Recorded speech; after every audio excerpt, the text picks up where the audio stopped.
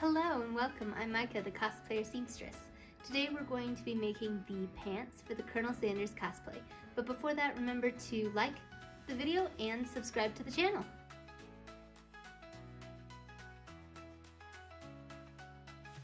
The materials I will need for the pants are white thread, the white denim, the interfacing, the white zipper, the hook and eye closures, the pattern with instructions, scissors, both fabric and paper, a handheld needle, and the sewing machine. If you would like to know where I got the fabric, zipper, or pattern, check out the Colonel Sanders Patterns and Plans video linked above.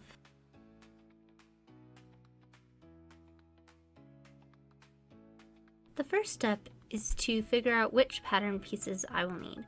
For the pants, I will need pieces 1, 2, 3, 5, 6, 7, 8, 9, 12, 13, and 14. This is basically all of the pattern pieces. Normally, I would have to cut these pieces out. However, I have already used this pattern for the Dr. Doofenshmirtz cosplay, so I do not need to cut them out here. If you would like to see how I made the Dr. Doofenshmirtz cosplay, check out the playlist linked above.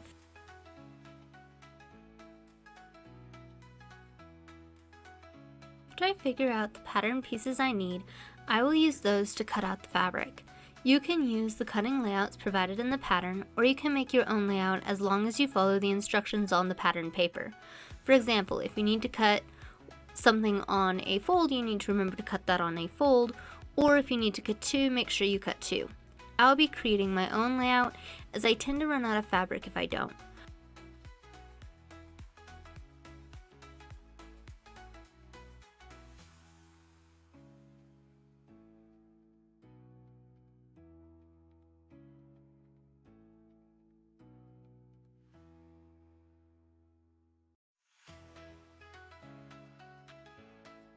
I will also cut the inner facing out, remembering to flip it so that the iron-on part goes on the correct layer later.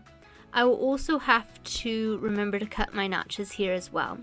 After I cut the fabric, I will mark my dots and all other markings with fabric chalk off camera.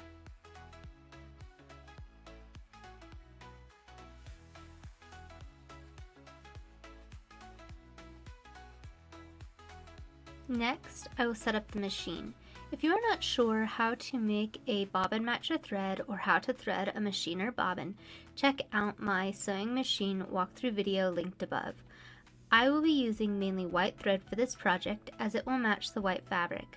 Remember to try to match your thread to the fabric as best you can.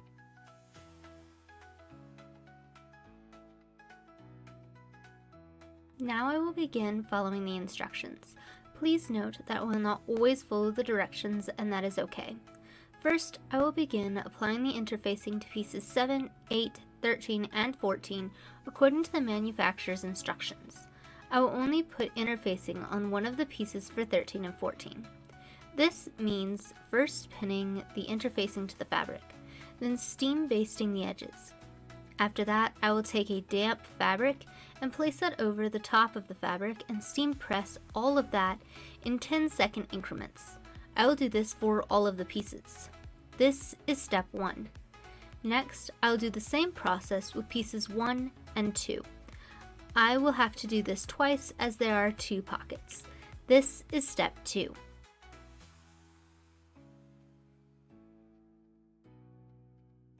Now I will begin applying the pockets to the pants and will be skipping to step 4 as step 3 is for a different pattern. To start, I will pin the pocket pieces I just applied interfacing to the piece 4 and sew these pieces together. I will then trim the stitching to the seam allowance so it's not bulky later. I'll do this twice as there are 2 pockets. Next, I will turn the piece to the inside and press it down. Again, I will have to do this twice. This is step 5. After that, I will take piece 5 and turn it in 1/4 inch on the front edge and press that down, doing it twice. This is step 6. Then I will pin this piece to piece 6 and edge stitch it as close to the edge as possible. After that, I will press it, locking the stitches in place. Then I will stitch the upper and side edges only where piece 5 is. I will of course have to do this twice. This is step 7. Next, I'll pin these pieces to the leg pieces and sew along the sewing line. I'll do this twice. This is step 8. Finally, I will base stitch the raw edges together. This is step 9.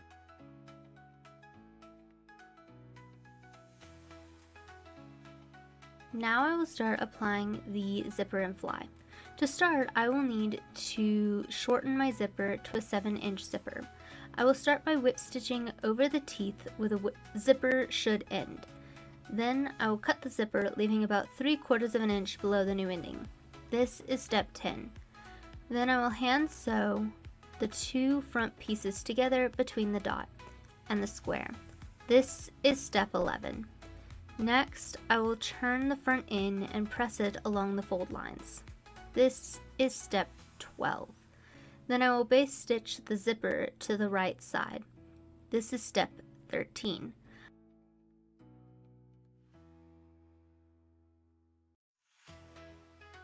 I will then pause on applying the zipper and begin the fly. I will fold piece 7 along the fold line and then stitch the lower edge. This is step 14. Next, I will turn the piece right side out and press it.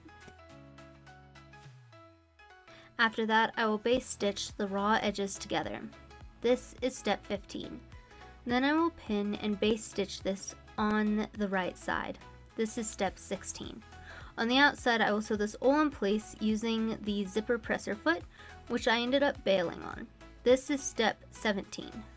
Then I will zigzag stitch over the raw edge of piece 8. After that, I will pin it to the left side and sew the piece to the leg pieces. I will then trim the seam so that it is not bulky later. This is step 18. Next, I will understitch the outside to make this look nice and hold everything in place. This is step 19. After that, I will turn the facing to the inside and press it in place. This is step 20. Then I will lap the left side over the right and pin everything in place so that it will make the next step easier. This is basically step 21 without base stitching the pants. I do not want the extra steps later, and that is what would happen if I base stitch this in place. I will then pin the zipper to the fly piece and base stitch that all in place. After that, I will sew it in place on the machine. This is step 22. After that, I will sew the fly along the sewing line on the outside. This is step 23. Finally, I will tack the fly in place. This is step 24.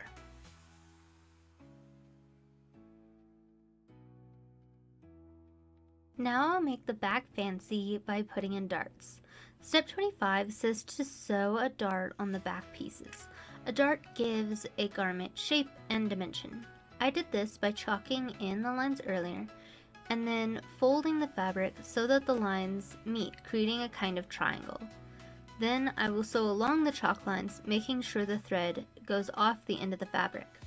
This step continues with pressing the darts towards the back center.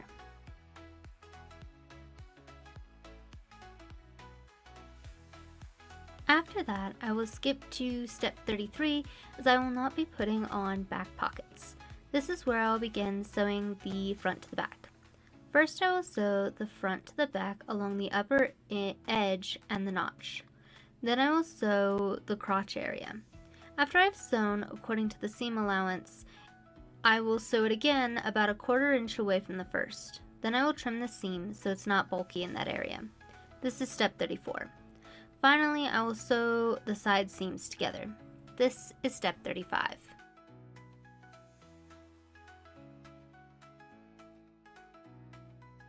I will now begin the waistband. To start, I will take piece 12 and press in 1/4 inch on the long sides. Then I will fold this in half and press again. After that, I will edge stitch the sides.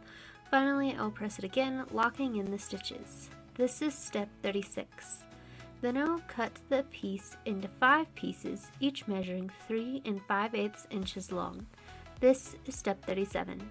I skipped the next step as the fabric was having a hard time staying pressed.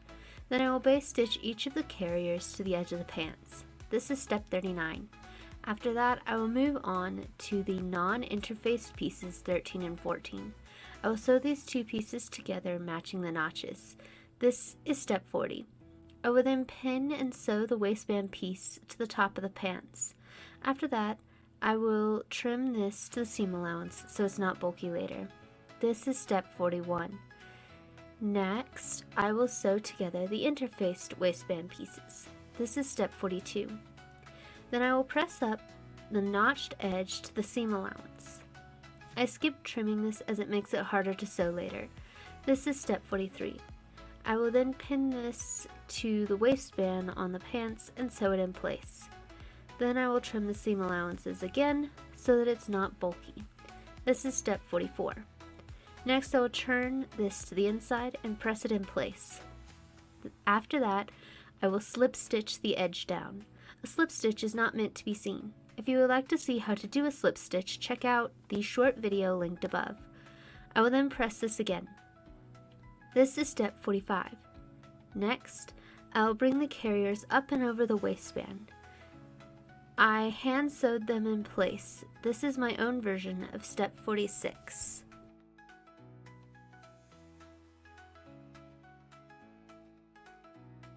Now I will do the finishing touches. First, I will sew the hook and eye in place by hand. This is step 47.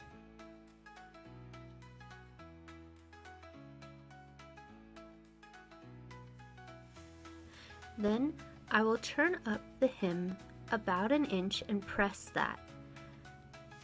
After that, I will turn the raw edge into the pressed edge and pin it in place. Finally, I will sew this in place using an edge stitch. This is my own version of step 48.